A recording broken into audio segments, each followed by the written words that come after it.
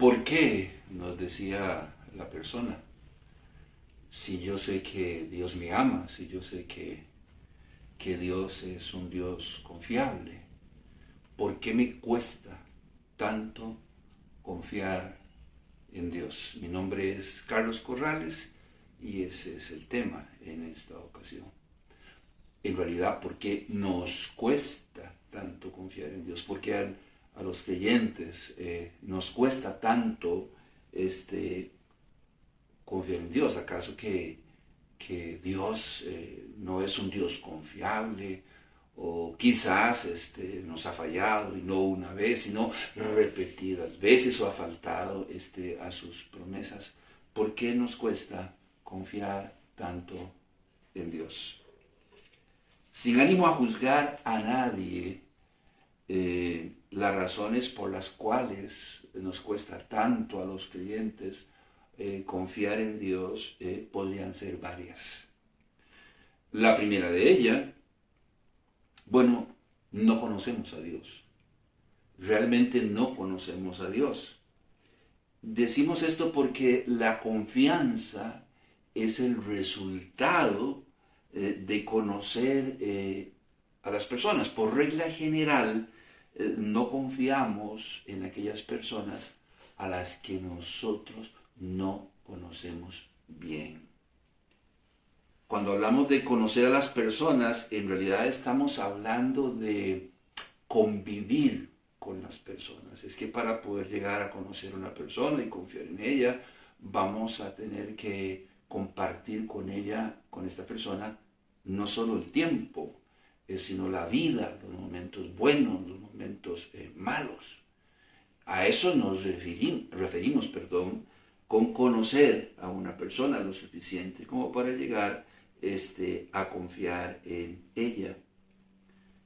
Por el contrario, nosotros nos volvemos más quisquillosos, más desconfiados cuando no conocemos a las personas.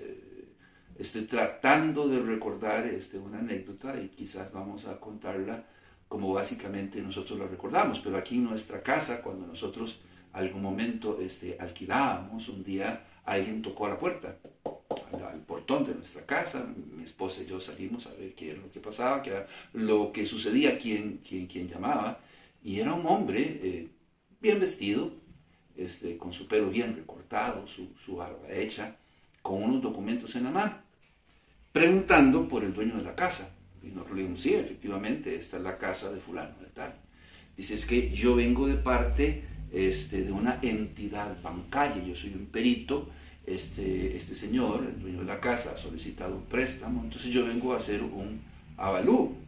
Yo iba a tomar las llaves, iba a abrir el portón, y en ese momento exacto mi esposa le dijo, pero un momento, usted tiene algo que lo identifique, un carnet o algo que lo identifique como funcionario de esa entidad financiera de la que usted está hablando.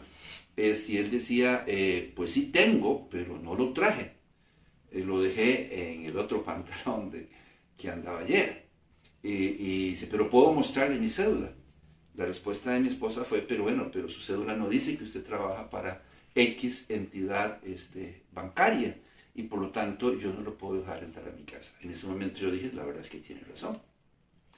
Muy humilde este hombre dijo, ustedes tienen razón, voy a volver, ¿habrá algún problema? Ningún problema, vuelva.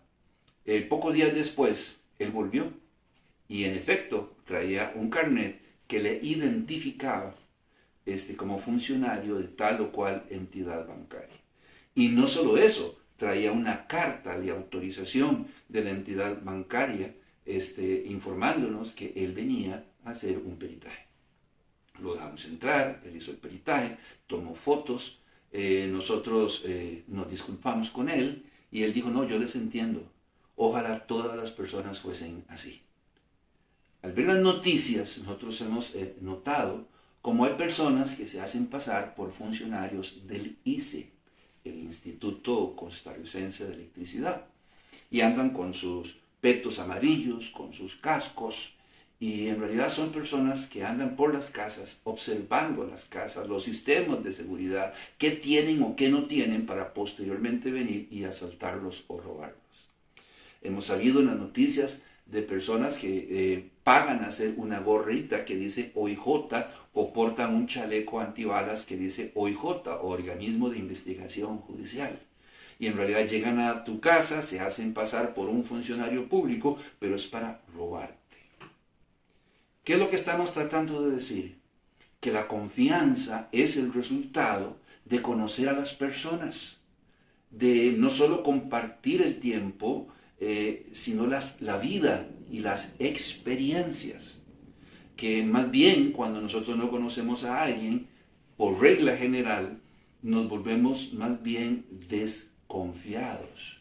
Y no deberíamos confiar en aquellas personas a las que nosotros no conocemos. De manera que si no hemos pasado tiempo de calidad, en este caso con Dios, si no hemos pasado tiempo con Dios a través de la oración, a través de la lectura y el estudio de la palabra de Dios, que es la que nos revela todo acerca de la persona de Dios, de su personalidad, de su carácter, de su manera de pensar, de su manera de actuar o proceder en tales o cuales circunstancias, difícilmente nosotros vamos a llegar a conocer a Dios. Si no tenemos el hábito, por ejemplo, de leer, estudiar y escuchar el testimonio de personas que a través del tiempo han llegado a conocer mejor a Dios, va a ser muy difícil que nosotros lleguemos a confiar plenamente en un Dios que no conocemos. Job, capítulo 42, versículo 5. Es cuando escuchamos a Job en algún momento de su vida. Si usted alguna vez ha leído el libro de Job, dícese de Job que era un varón perfecto delante de Dios y que no había otro como él. Al menos eso era lo que el testimonio de Dios acerca de Job. Sin embargo, Job dice en el libro de Job, en el capítulo 42, en el versículo 5, acerca de Dios: de oídas te había oído, mas ahora mis ojos te ven. Por tanto me aborrezco y me arrepiento en polvo y en ceniza. Un hombre como Job, al final del libro de Job, da su testimonio acerca de sí mismo y acerca de Dios. Y dice: tengo que reconocer que yo no conocía a Dios. Había oído acerca de Dios, pero después de vivir esta experiencia, hoy conozco mejor a Dios. Sé más de su carácter, de su personalidad, de su manera de ser, lo que él cree o piensa o siente. Y él dice: me aborrezco porque ya estoy entrado en años y después de tantos años acabo de conocer a aquel a que yo llamo mi Dios.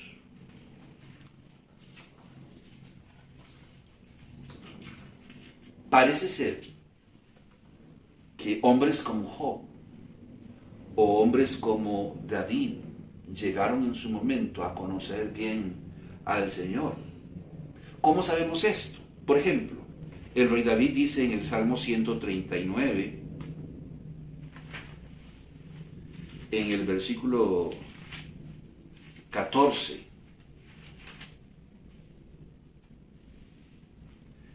te alabaré porque formidables, maravillosas son tus obras. Estoy maravillado y mi alma lo sabe muy bien. ¿Cómo sabemos que David realmente conocía a Dios? Bueno, él dice: te alabaré porque formidables, maravillosas, dice, son tus obras. Estoy maravillado.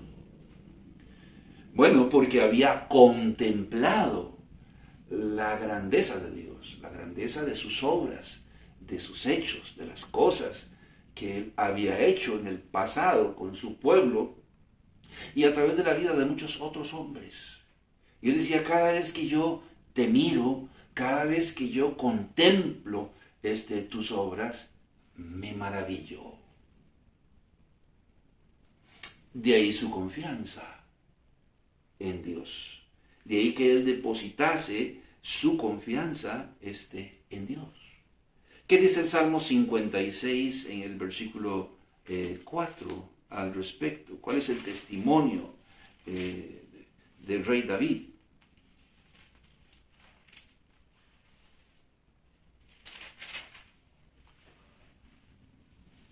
En el día que temo, yo en ti confío. En los días más difíciles, más complicados, cuando sus hijos se rebelaron en contra de él, cuando tomaron las armas y emprendieron una guerra suicida contra él, dice, yo voy a confiar en ti. ¿Por qué? Porque él sabía quién era Dios. Él conocía bien a Dios. Porque él invertía tiempo para pasarla con Dios. Lo que quiere decir que confiar en una persona, entonces es cierto, requiere tiempo para conocer a esa persona. Y le voy a decir una cosa. A veces somos defraudados por las personas que nosotros conocemos. Eso quiere decir que quizás ni el tiempo es una garantía de que podamos confiar en las personas. Pero por regla general, si no conocemos a las personas, no podemos confiar en ellas. En este caso, Dios es un Dios confiable. No miente. La palabra de Dios lo dice. Dios no es hombre ni hijo de hombre para que mienta. Él dijo y no hará. Dios no miente. Siempre cumple sus promesas. Debe decirle que los nombres que se usan para identificar a Dios, de alguna manera u otra nos hablan de su carácter y de su personalidad. Por ejemplo, el término Elohim, traducido en las Sagradas Escrituras como Dios, el Dios supremo, el Altísimo, ¿verdad? Quiere decir el que cumple el pacto, el que cumple las promesas. Él no puede mentir, él no puede engañarse a sí mismo. Ese es Dios. Entonces, si Dios es un Dios confiable, ¿qué nos falta? Bueno, lo que nos falta es casualmente eso, intimar más con Él para poder llegar a conocerle mejor. Si lo hacemos, nuestra confianza va a crecer. Sigamos hablando del testimonio del rey David en el libro de los Salmos, en el capítulo 63, en el versículo 1. Dios, Dios mío eres tú. De madrugada te buscaré. Mi alma tiene sed de ti, mi carne te anhela, en tierra seca y árida, donde no hay aguas. Dice David, me encuentro como en un desierto. Mi cuerpo está seco, deshidratado. Mi garganta, mi lengua se pega a mi paladar. Pero yo voy a confiar en ti.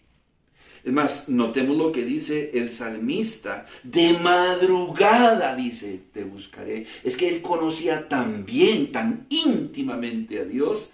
Oiga, que quizás ni dormía esperando que saliera el sol para poder levantarse y entrar a la presencia de aquel maravilloso Dios. Eso es lo que nos dice la palabra de Dios. De mañana, dice, de madrugada, te buscaré. Mi alma tiene sed de ti. Mi carne te anhela. Por eso sabemos que David conocía bien al Señor, porque estaba maravillado por sus obras, por su manera de ser, por sus hechos. De ahí su confianza en Él, porque Él anhelaba que despuntara el sol, para poder levantarse y entrar delante de la presencia de Dios. Esa es la primera cosa.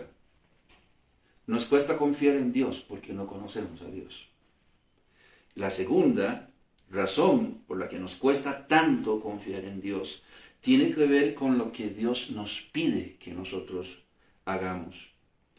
Puesto que cuando hacemos lo que Él nos pide, nuestra fe se acrecenta y se fortalece. Voy a poner un ejemplo. Noé.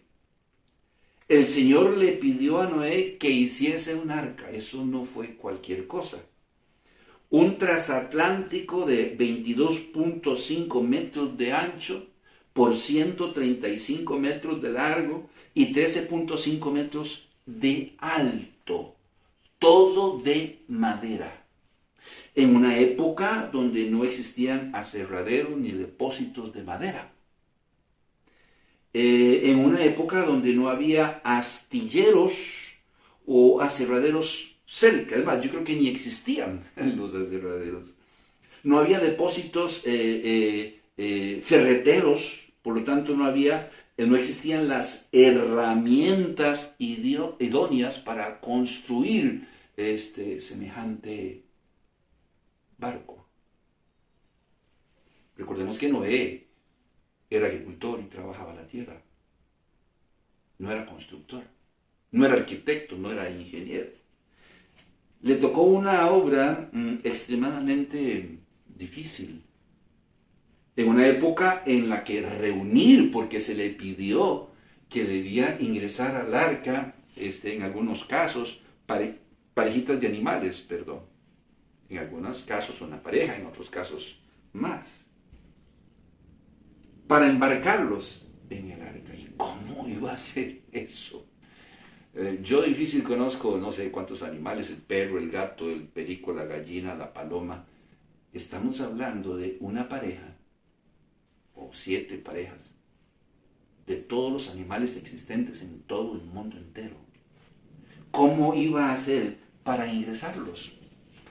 Y una vez ingresados, ¿qué iba a hacer para producir y almacenar el grano o el alimento necesario para la travesía que tenía que emprender en aquel barco? Era una obra prácticamente imposible.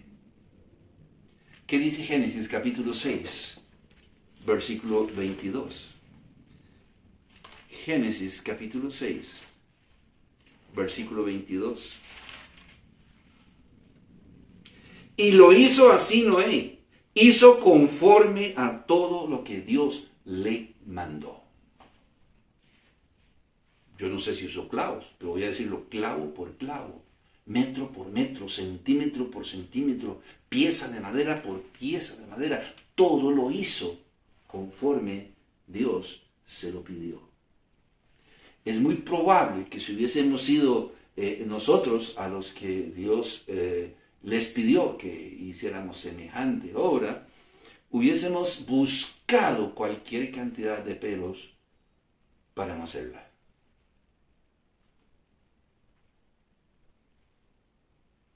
Pero Noé lo hizo, sin siquiera chistear. Noé fue y lo hizo. ¿Cómo fue posible que Noé emprendiera este trabajo y lo terminara? Fue posible para Noé porque Noé había aprendido a ser fiel en lo poco. En lo poco has sido fiel, sobre mucho te pondré. Probablemente no es la primera vez que Dios le pedía algo a Noé. A través del tiempo, este hombre había aprendido a hacer lo que Dios le pedía que él hiciera. Por eso se dice de él que era un varón justo, perfecto, que acostumbraba a caminar con Dios. Génesis capítulo 6, versículo 9.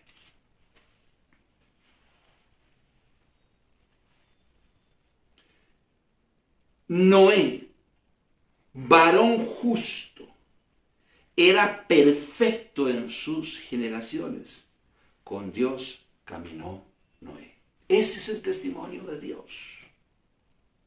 dice que no era un varón justo. Recordemos que un hombre justo es aquel que guarda y obedece los mandamientos de Dios.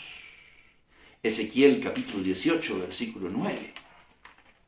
Un hombre justo, una persona justa, es aquella que oye, escucha, considera y obedece los mandamientos de Dios. Ezequiel capítulo 18, versículo 9. En mis ordenanzas caminaré y guardaré mis decretos para hacer rectamente. Este es justo. Este vivirá, dice Jehová, el Señor. Por lo tanto, no era la primera vez que Dios le pedía algo a Noé. Ya él en el pasado le había pedido, quién sabe, cuántas cosas. Y Noé había aprendido a considerar los mandamientos de Dios y a ponerlos por obras. Por eso se le llama justo. De manera que conforme Noé fue haciendo lo que Dios le pedía que hiciera, conforme él le fue fiel a Dios en lo poco, se fue acrecentando con él. Por eso cuando Dios le pidió que hiciera el arca, no se inmutó y asumió el reto de hacerlo y lo hizo. Noé conocía bien a Dios, puesto que dice que caminaba con Dios. Dice que era un varón justo y perfecto, que caminaba con Dios. Era amigo de Dios. Conocía bien a Dios. A nosotros Dios no nos ha pedido que construyamos una obra semejante, un arca, pero sí nos ha pedido que escudriñemos su palabra. Sí nos ha pedido que saquemos tiempo para orar y hablar con Él. Sí nos ha pedido que nos congreguemos, no dejando de congregarnos como algunos tienen por costumbre, dice el Señor.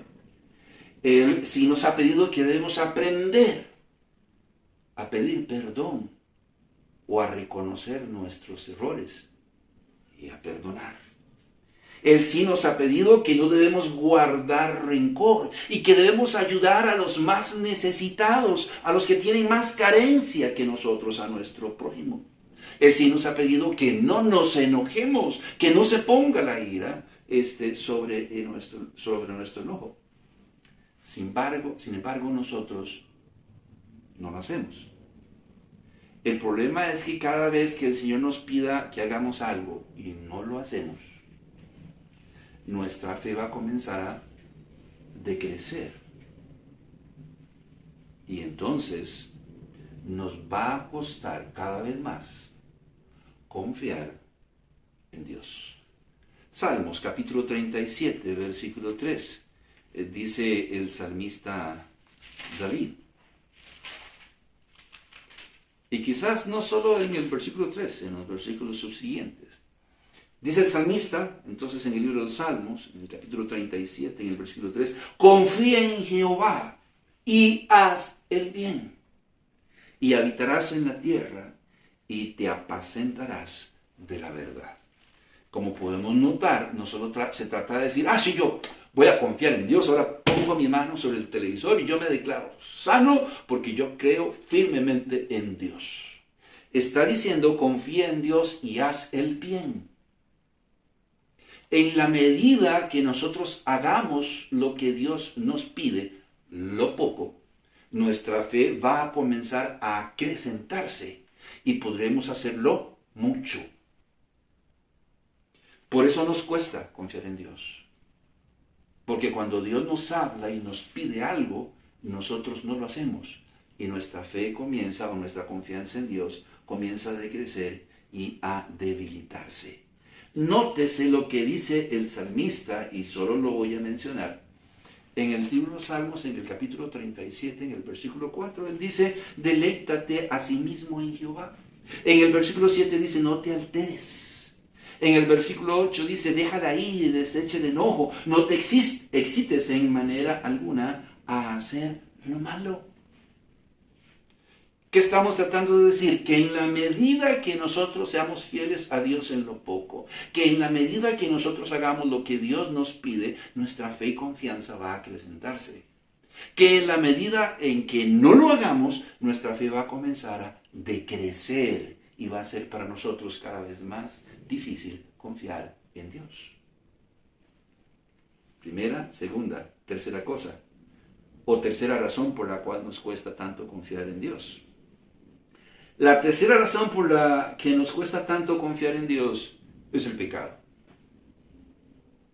Y está estrechamente relacionada con la razón anterior.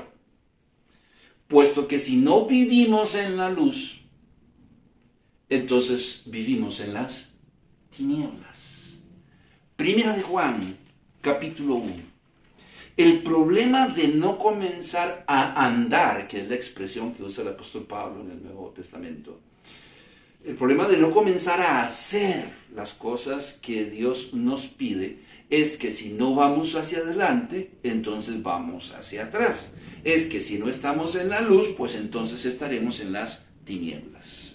En Primera de Juan, el apóstol Juan, en el capítulo 1, en el versículo 6 al 7, dice: si decimos que tenemos comunión con Él y andamos en tinieblas, mentimos y no practicamos la verdad. Pero si andamos en luz como Él está en luz, tenemos comunión unos con otros. Y la sangre de Jesucristo, su Hijo, nos limpia de todo pecado. ¡Wow! Esto es una gran verdad. Si decimos que tenemos comunión con Él, ¡ay! Dios y yo y Dios, somos uno. Ay, ¿por qué no se refleja en su vida? ¿O por qué no se refleja en nuestra vida? Porque Él está diciendo, y andamos en tinieblas, mentimos y no practicamos la verdad. De manera que una persona que tiene comunión con Dios está en la luz. Y se va a reflejar. No tinieblas, sino luz. Pero si andamos en luz, como Él está en luz, tenemos comunión unos con otros. No tenemos por qué estar criticando, no tenemos por qué estar chismeando, no tenemos que estar con intrigas con nadie. Y es lo que la palabra de Dios está diciendo. Quizás tenga que ver con lo que el apóstol Pablo dice también en el libro de Gálatas, en el capítulo 6. No os engañéis, Dios no puede ser burlado, pues todo lo que el hombre sembrare, eso segará. Y el que siembra para la carne, de la carne segará corrupción. Yo no sé, en la escuela aquí en Costa Rica, yo recuerdo que a veces los maestros nos podían hacer experimentos. Consígase un vasito de vidrio, por lo general de Herbert, un vasito de vidrio o de mayonesa, eche un poquito de tierra hasta la mitad y eche 2 o 3 semillitas de frijol y obsérvela todos los días. Échele unas gotitas de agua de vez en cuando y observe. Entonces observábamos cómo el frijolito de repente se abría y salía como un rabito, por decirlo de alguna manera, y ese rabito, ese tallito comenzaba a crecer y comenzaba a echar hojitas, y nosotros teníamos que ir escribiendo el proceso, ¿verdad?, de germinación de esta semilla. Yo estoy seguro que si esa matita de frijol yo le hubiera trasplantado, ¿verdad?, y ella hubiera crecido y se hubiera desarrollado, estoy totalmente seguro que no me hubiera dado ni tomates ni aguacates. Me hubiera dado frijoles, porque todo lo que el hombre sembrare, eso segará. Y si de repente nosotros comenzamos a acercarnos a Dios, y Dios es luz, lo que vamos a segar es luz. Pero si de repente no tenemos comunión con Dios y comenzamos a alejarnos de Dios,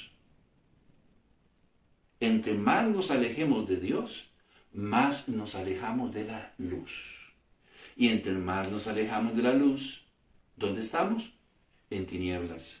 Porque todo lo que el hombre sembrare, eso segará. Y esto es así porque el pecado es como un velo. que nos es puesto delante de nuestros ojos y no podemos ver la realidad que nosotros estamos viviendo.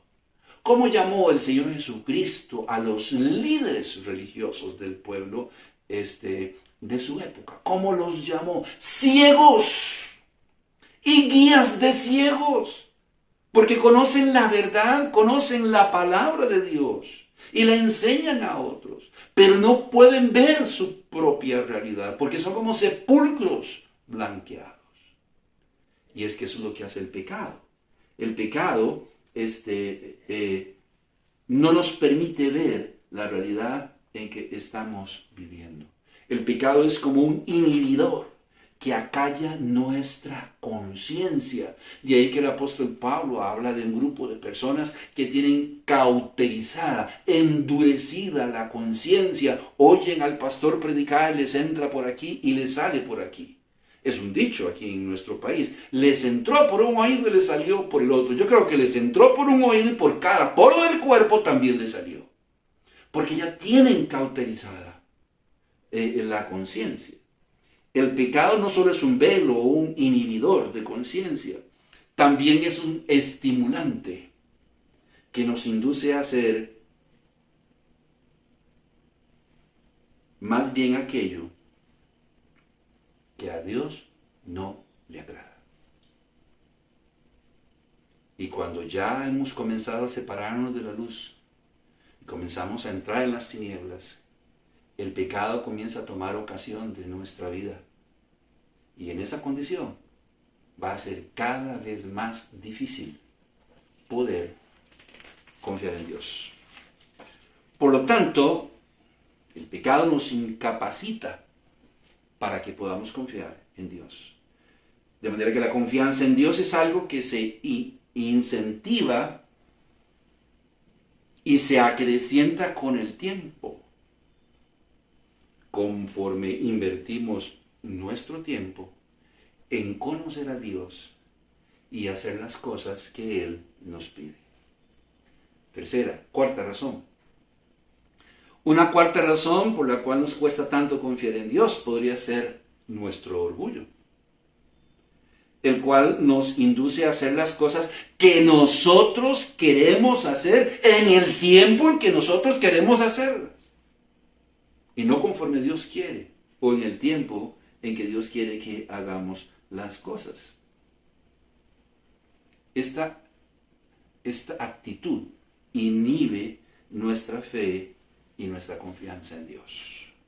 Escuchamos entonces a Santiago, el hermano del Señor, en el capítulo 4, en el versículo 13 al 17. Y como por costumbre no leemos tantos versículos, voy a ir un poco despacio. Pero dice aquí en Santiago, en el capítulo 4, en el versículo 17. Vamos ahora, los que decís, hoy y mañana iremos a tal ciudad, y estaremos allá un año, y traficaremos y ganaremos. Cuando no sabéis lo que será mañana, porque ¿qué es vuestra vida? Ciertamente es neblina que se aparece por un poco de tiempo y luego se desvanece. En lugar de lo cual deberías decir, si el Señor quiere, viviremos y haremos esto o aquello. Pero ahora os jactáis en vuestras soberbias. Toda jactancia semejante es mala. Y al que sabe hacer lo bueno y no lo hace, le he explicado. Y nosotros somos dados a eso. Es que yo tengo que confiar en Dios, pero resulta que lo que yo quiero es esto. Y lo que Dios me está pidiendo es esto otro. Es que yo quiero hacer esto y en este tiempo. Y Dios me está diciendo que tengo que esperar. Entonces, cuando nuestros quereres se anteponen a la voluntad de Dios y al tiempo de Dios, nos cuesta confiar en Dios. ¿Por qué? Porque están arraigados nuestros quereres. Se imagina Noé, Señor, pero hubiese sido mejor, ya que me vas a dar 120 años, ¿por qué no desarrollar un motor fuera de borda? Una gran turbina, Señor. Noé, haga el arca como yo le estoy pidiendo, porque yo me voy a encargar de controlar la dirección del viento, de las mareas, y voy a llevar el arca y la voy a poner en el lugar donde yo creo y considero que es necesario que es. Sí, Señor, pero si tuviéramos un motor fuera de borda o una gran turbina, entonces yo podría conocer el mundo e ir a otros lugares y dejar los animalitos en cada parte. Noé, hazte el arca nada más. Yo me voy a encargar del resto. Cuando nuestros quereres se anteponen a la voluntad de Dios, nos va a costar confiar en Dios. El Señor Jesucristo, la noche antes a su crucifixión, decía: Señor, si es posible, pasa de mí esta copa.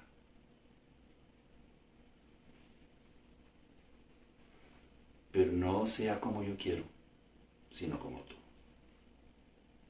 Ninguna persona iba a querer sufrir lo que el Señor sufrió en la cruz del Calvario.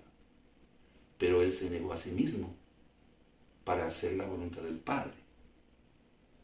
Y por hacerlo, usted y yo estamos aquí. Y gozamos de vida. Y de vida eterna. Ese es el detalle. El orgullo y la soberbia. No es que no podamos esperar, o que tengamos que tomar la decisión hoy. No es que yo necesito dinero y por lo tanto todo lo demás va a tener que esperar, y aún Dios va a tener que esperarse porque yo necesito hacer esto. No es eso. Es que hemos decidido que queremos hacer tal cual cosa y lo vamos a hacer en nuestro tiempo, aún por encima de la lógica, aún por encima del sentido común, aún por encima de la voluntad de Dios. Por eso nos cuesta confiar en Dios, porque hemos puesto nuestros quereres por encima de todo. 4 razones por las cuales nos cuesta confiar en Dios. Y una de ellas, si no todas, deben ser la causante de nuestra falta de confianza en Dios. La primera de ellas podríamos resumirla como ignorancia. No conocemos a Dios, no podemos confiar en Dios. La segunda podríamos resumirla como desobediencia. No hemos podido serle fieles a Dios en lo poco, menos podremos serle en lo mucho. La tercera, el pecado. Es que ya cruzamos la raya y el pecado nubla nuestros sentidos y nuestra conciencia para que podamos confiar en Dios. La cuarta es el orgullo. Decimos que no podemos esperar cuando en realidad se trata de hacer lo que nosotros queremos hacer, cuando nosotros queremos hacerlo en nuestro tiempo y no en el tiempo de Dios. ¿Por qué? Porque vamos a hacer lo que nos gusta, porque vamos a hacer lo que nos produce satisfacción, dinero, prestigio, fama. ¿Recuerdan a Nabucodonosor? Se le advirtió. Y sale al balcón de su casa y dice: esto es todo lo que yo he hecho. Y flácatelas. Dios le quitó la razón y fue como un animal más en el campo. ¿Qué lección aprendemos? Podemos tener muchos logros, pero quien nos dio la vida es Dios. Quien nos dio la salud es Dios. Quien nos dio el conocimiento para poder realizar la tarea fue Dios. Entonces la gloria debe ser para Dios. Nosotros anteponemos nuestros quereres porque nuestros quereres nos producen satisfacción, dinero, prestigio, fama. Óigame, en realidad eso es cierto. Le voy a decir que todo esto lo que nos produce son más dolores de cabeza.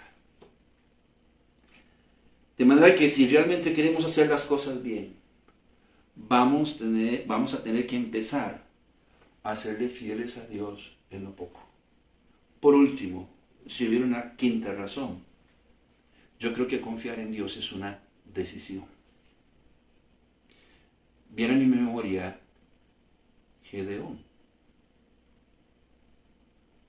Dios le dice ahí, trabajando con los granos de su padre, el trigo, la cebada, necesito que vayas y liberes a mi pueblo. Dice, ¿quién, yo? No, yo no puedo. ¿Cómo voy a ir yo? Mande a otro, envíe a otro. Y de repente Dios dice, Gedeón, es que yo necesito que tú vayas con tu espíritu, con esta tu manera, yo necesito que tú vayas. Y Gedeón pone a prueba a Dios. Y termina yendo. No hay evidencia de que Gedeón conociese a Dios, pero decidió confiar en Dios. ¿En base a qué? La información que tenía. Porque el pueblo judío, sobre todo en aquella época, empezaba la formación de sus hijos desde que estaban en el vientre de la madre. Le cantaban salmos, le cantaban himnos, le recitaban la Torá y los mandamientos de Dios. Y cuando el niño nacía, eso no cambiaba. Los padres le enseñaban a los hijos hasta los 5 años. Y después de los 5 años le ponían un tutor. Y a los 12 años eran llevados a la sinagoga para ser instruidos. Entonces todo el tiempo estaban recibiendo conocimiento. Creo que ese fue el caso de Gedeón. Desde el vientre de su madre había sido inducido a creer en Dios. Y le habían presentado a Dios y los hechos y las obras de Dios. Cuando llegó el momento, Gedeón decidió confiar en Dios. Y cuando probó a Dios, era para saber y estar seguro de que era Dios quien realmente le estaba hablando. Hoy la decisión es suya. La decisión es mía de confiar en Dios. Pero para confiar en Dios tenemos que arreglar varias situaciones primero. Debemos pasar tiempo delante de la presencia de Dios, conociéndolo personalmente. Su carácter, su personalidad, su manera de pensar, de creer, de actuar. Tendremos que invertir tiempo en conocer a Dios. Vamos a tener que comenzar a conocer la voluntad de Dios y comenzar a ser fieles a los preceptos y a los mandamientos de Dios, a las cosas que Dios nos pide. Porque si somos fieles en lo poco, podremos ser fieles en lo mucho. Vamos a tener que comenzar a andar en la luz, porque las tinieblas nos induce a caer en el pecado y el pecado inhibe toda confianza en Dios. Vamos a tener que comenzar a vivir conforme a la voluntad de Dios y el tiempo de Dios y dejar nuestro orgullo a un lado. Vamos a tener que decidir. Si tomamos la decisión correcta con el tiempo, nuestra confianza va a acrecentarse y tú vas a poder ver la diferencia. Mi nombre es Carlos Corrales. Que el Señor les bendiga.